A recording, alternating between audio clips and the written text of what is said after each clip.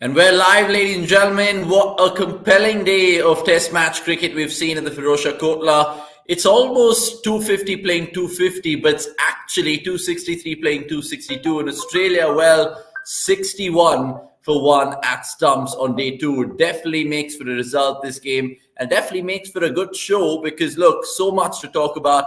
And of course, a little bit of controversy too, which we'll, of course, touch light upon. Before that, do download the cricket.com app to check out all the stats right now as we motor along. And I don't know why people are suddenly deciding to text me and call me at the stroke of my show. But look, let's get on Cricket Crazy Nicks, who can, of course, dissect this particular day for us and talk to him about lots of things and how the game is poised and all of that. Nikhil, fantastic to see you once again. And I always love some Australian element going around.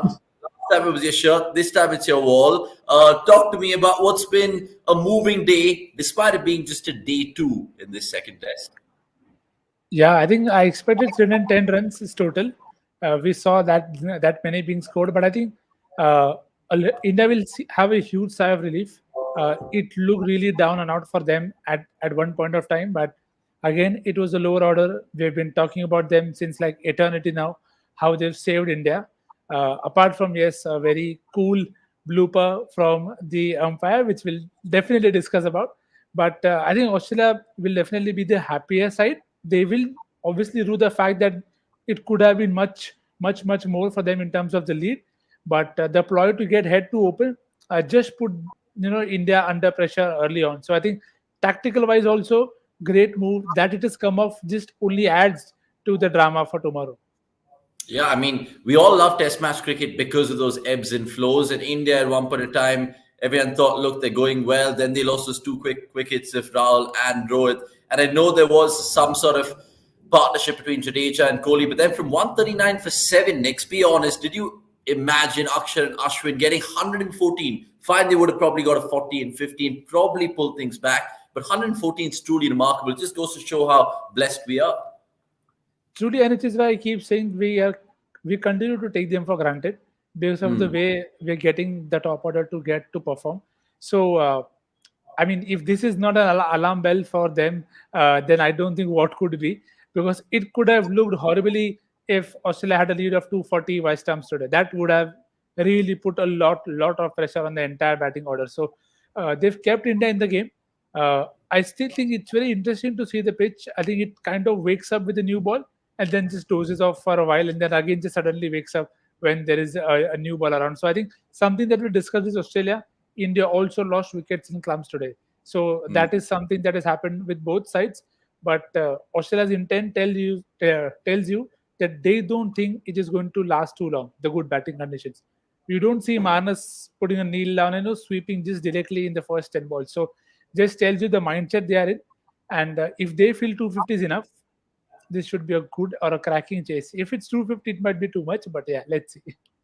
Yeah, I mean, 180, 200 gives me an impression that it might be a tricky chase. And one man who was going gaga in the office about Manas playing those sweep shots just before stumps was Anirudh Suresh. Before we get him on, let's just, of course, tell the viewers to download the cricket.com app where they can check out the Play the Odds feature. Here's what I mean.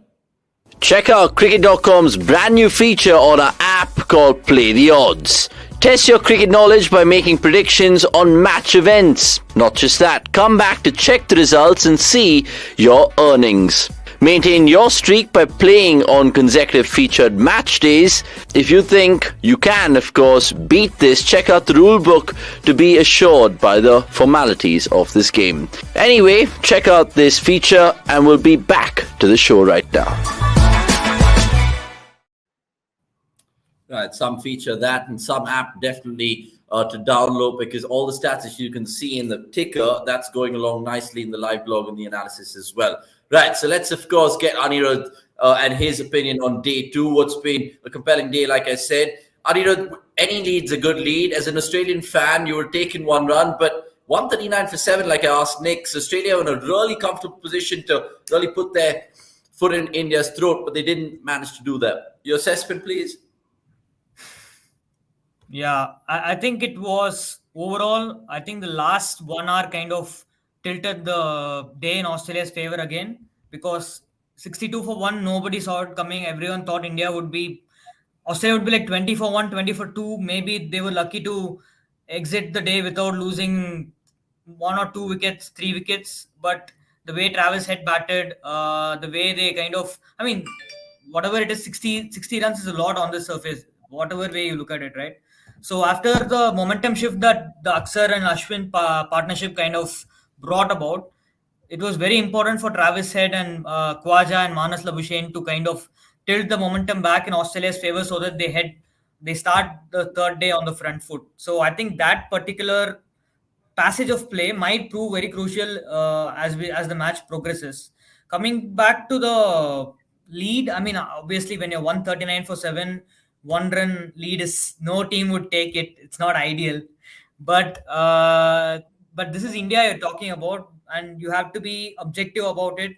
This is Ashwin and Aksar batting at number 9. This is not any other number 9 where Stark and like Cummins are batting, or Ollie Robinson and Stuart Broad are batting. This is Ashwin, who has like 5 Test 100s, and Aksar, who bats in the top 6 for his state side, and he has again multiple first class hundreds, an average of 35 or whatever.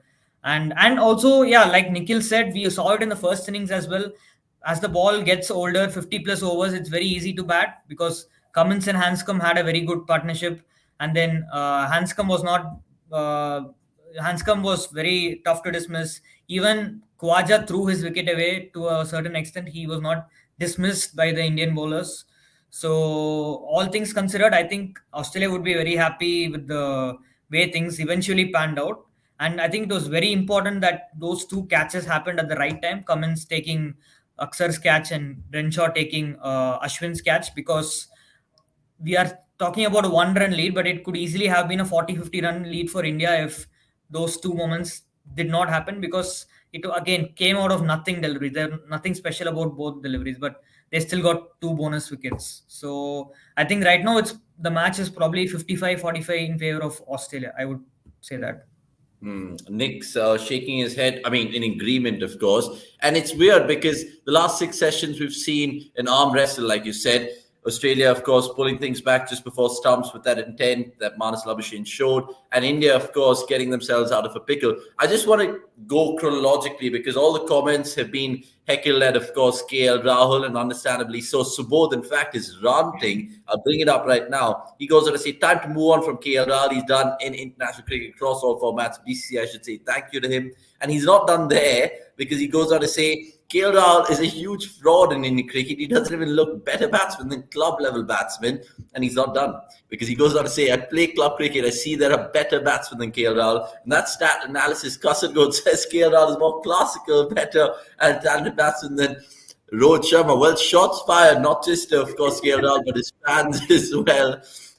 Let's start with KL Rahul. I know he was all right in that first test, soft dismissal, but today again, what is it next? What do you put it down to? And you brought it up in one of the WhatsApp groups as well, right? I mean, check for stats about batsmen suffering their first 47 tests or whatever, and the numbers are pretty stark.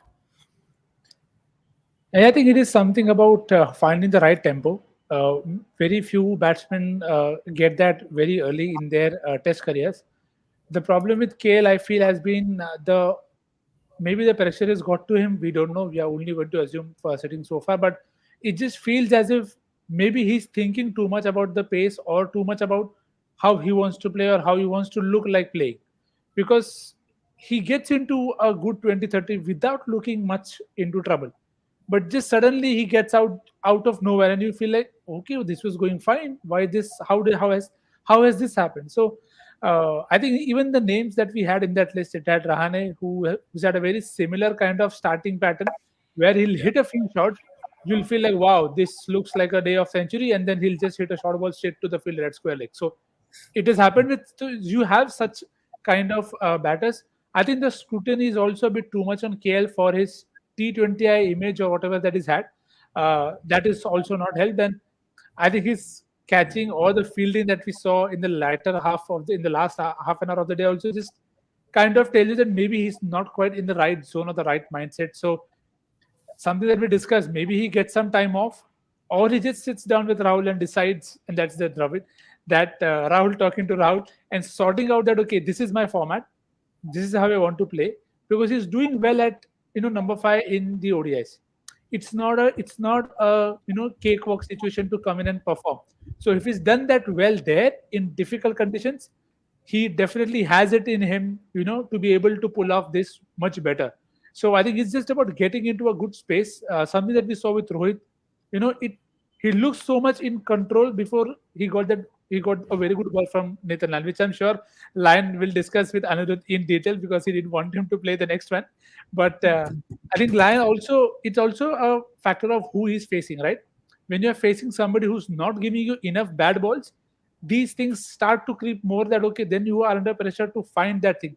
At the moment I think he hit that six, I felt very good that wow, Rahul is stepping out and hitting a six. This tells you that maybe today is the day, but then just went down the same way.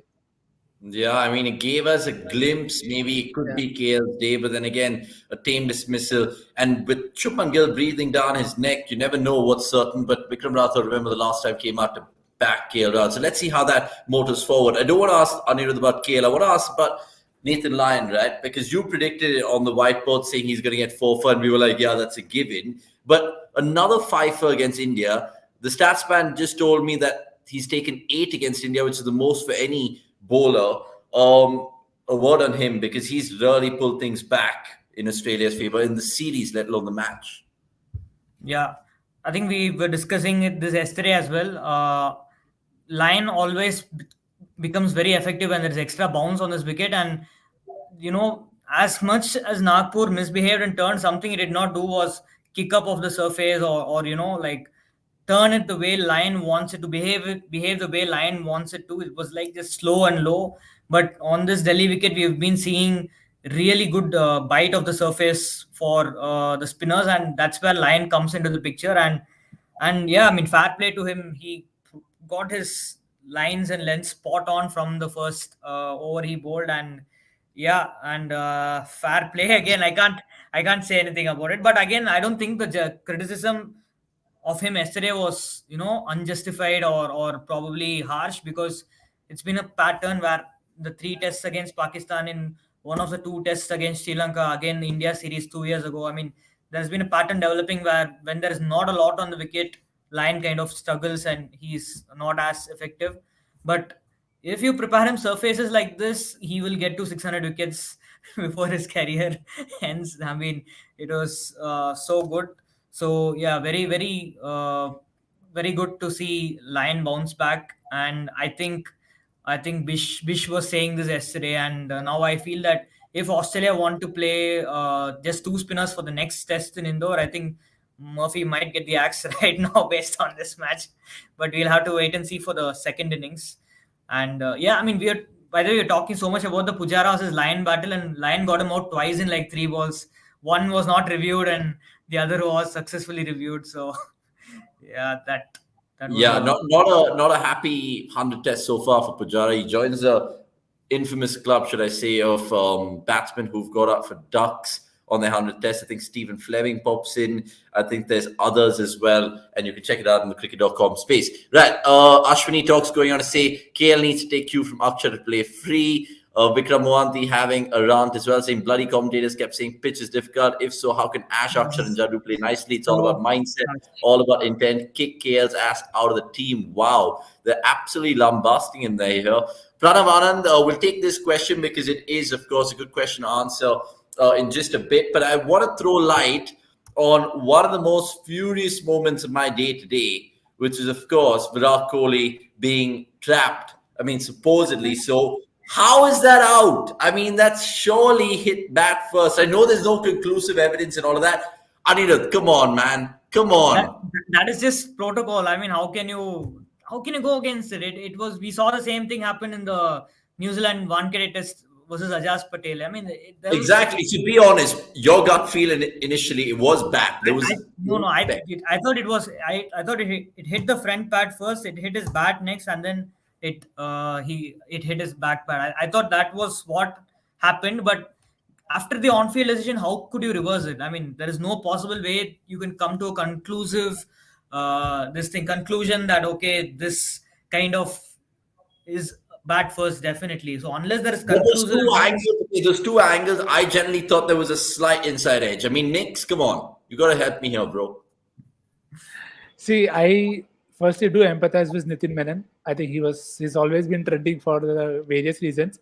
So I honestly felt it was. I'll tell you two things. I felt it was bad first, and even if it wasn't bad first, I felt I could see two stumps. So I Yeah, didn't think the ball will go on to hit the stumps or even clip them. I felt it could potentially miss the stumps, which is why the umpire's call to me is at times I feel it's baffling because I don't think there is enough conversation on what the umpire's call is on. yeah, Did Nitin Menon think that the ball has not hit the bat and which was giving him LBW thinking the ball is crashing into leg stump? That clarity is needed. And the problem with I understand why there is an umpire call to give the margin of error and all of that. But my point is you review because you don't agree with the umpire's call. So if you are going to include the umpire's call as your base theory, that okay, I don't have enough. So as Anirudh rightly said, the how third umpire checks it, he doesn't. I'll say it very blasphemously. It's not always about the right decision. It's about yeah, how can I prove the on-field umpire right. So that is the first base, and that is what I have an issue with. That you can't go into a decision thinking that how do I prove him right. It's not about that. You don't have to prove him right. The person is reviewed because you don't agree with that person's call. So if that person's calls is your base that okay, he felt there is no bat, he felt it is hit in the stumps, so the umpire call on both counts should count in his favor. But then why would you review then? It's the you yeah, are as much as just defending him as opposed to getting the right because it's very hard to get.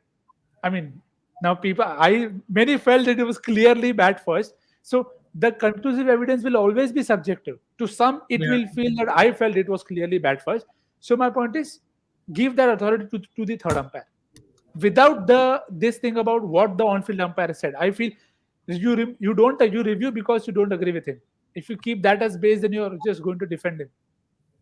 So I Anirudh? think there is no perfect solution to this at all. The only solution I think is you have to standardize that any inconclusive call should either be out or not out. I mean, but that will also be a very gross generalization because it's not always a case where it's not black and white, right? I mean, these are all very gray area calls, and that's where they don't trust, but On-field. because they have no other option, they kind of go with the on-field decision. And this is also something we see with in football with VAR, right? They say there's no clear and obvious error to overturn a decision, and all that stuff is there. But the only thing I would like to add is that if there is consistency in decision making, then these kind of decisions are fine. For example, if Hmm. the same thing happens tomorrow for some other batter, and again they stick to the on-field decision, whatever it might be, then it is fine.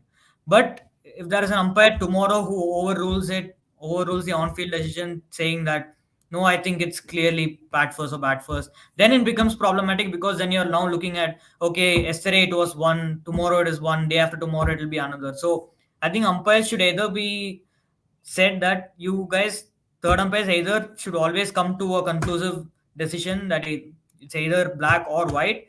Otherwise, any marginal calls like this should always be umpire's call. The problem arises when there is inconsistency. But I think, yeah, but this is all like once in a hundred, 1 in 100 times this happens. It's just Kohli's But it luck that it's happened. happened twice in But it, so it's 1 year. 3 years. 3 years. It's, He's it, had it three. is.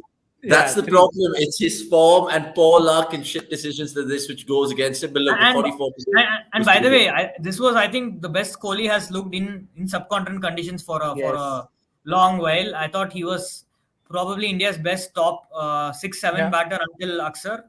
So it was just unfortunate that his innings had to end that way Yeah. because and a small snippet. This was Kohli's highest score against Australia at home Australia. Oh, yeah. since 2013, which was in Yeah. Delhi Wow. again. So And since also, I, I I think thought I thought you were winning some Kohli fans over, but then again, you've blown smoke for them. Go on, Nick. Sorry. I, I think the thing that also I felt maybe have come into consideration is Australia did not have any reviews left. Now I yeah, don't know if it played into the hands that okay, if I get it wrong, they India still have the review, they can review it and correct it. But the problem is when you take such marginal calls and then they end up umpire's call, it could potentially be the decision that changes the course. Now, of course, yeah. had Aksar and them not done, this would we would have talked about that a lot more than needed. But as Answit said, it's you're unlikely to get a very cool decision or a middle solution to this very soon. Yeah, Yeah. especially if you're Nathan Menon. We'll leave that conversation over there and we'll move on chronologically because there are lots of fans going mad, like Subodh Chavan, about KL Rahul still, to Chance making his predictions. Vikram Mohanty still continuing his run. So it's good to see that people are animated on a Saturday afternoon. Chronologically, then, of course, when we fast forward, we think about that partnership, Ashwin and Akshan. You guys just threw light on it. But what I want to ask you is, could Pat Cummins have done anything differently? I know that they were referring to in the commentary box that they probably could bombard Ashwin with a little bit more short stuff, especially with Pat Cummins around the wicket. We saw what trouble that he did over the wicket whenever he bowled short. Or was it just poor field placements? Because at 137, 139 for 7 could have easily been 175 all out, right? So did Pat Cummins get a few things wrong, other than the Knicks? Again, when you look at how the first innings went, it's very difficult to say Australia did something wrong. I mean, I thought in Nagpur, Cummins was a bit. He did not have the greatest of matches as captain, but in this match, he was constantly switching around his bowlers and he even gave a couple of overs to Travis Head. I think it's just mostly it's the case of the ball going soft and it's becoming easier for batting because as you saw, as soon as the second new ball was taken, there were like 3, 4 chances in the next 8, 9 balls, and Australia took 2 wickets. Although the 2 wickets were probably down to good fielding rather than good bowling, but uh, maybe Cummins could have bowled a burst early on. Maybe when the lead was still in the 80s or 90s, maybe he could have bowled one spell. But there was nothing for the Pacers as well. The ball was not reversing.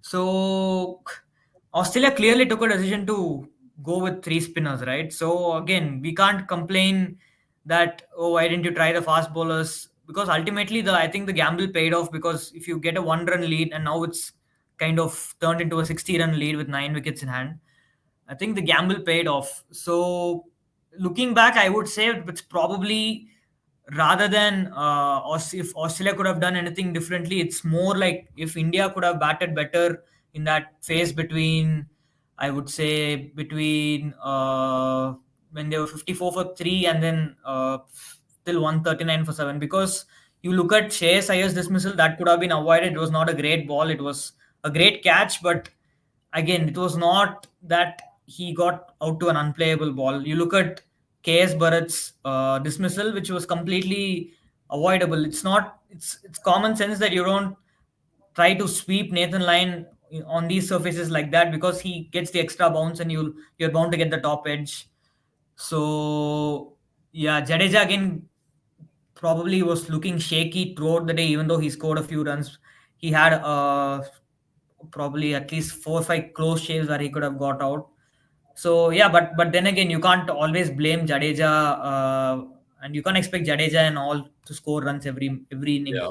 So I would come back to the likes of Rahul and Pujara, especially Pujara. I think who's now averaging 19 at home in the last 3 years. I think post the pandemic. So Pujara's lack of contribution has been a big problem for India, and I honestly don't see him continuing the side if this does not turn around before the end of the series. But yeah, I think that's the bigger problem for India.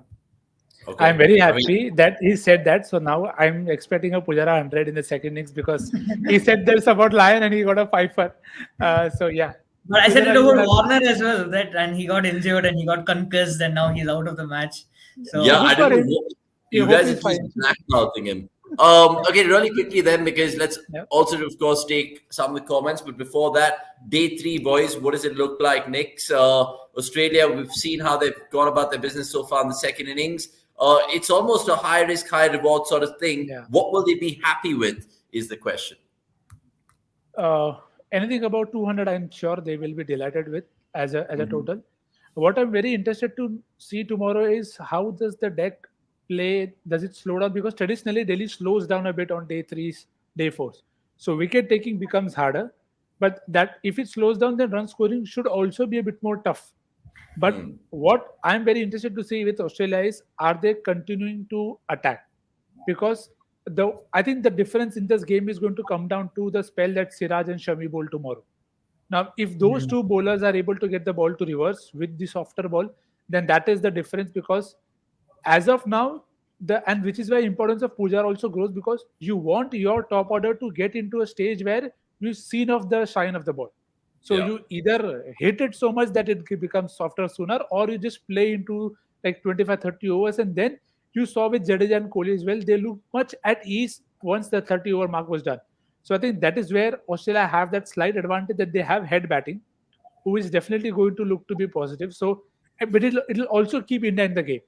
So I think, of course, like always, first session is massively important, but Yeah. India has to use the pacers well, because I think that is going to be the difference between the two sides. That if they get Shami and Siraj to strike early and keep the score below 200, then I think India have a decent chance. More than that, it will depend entirely on the surface and the kind of batting India do. I think the good comment was about being proactive.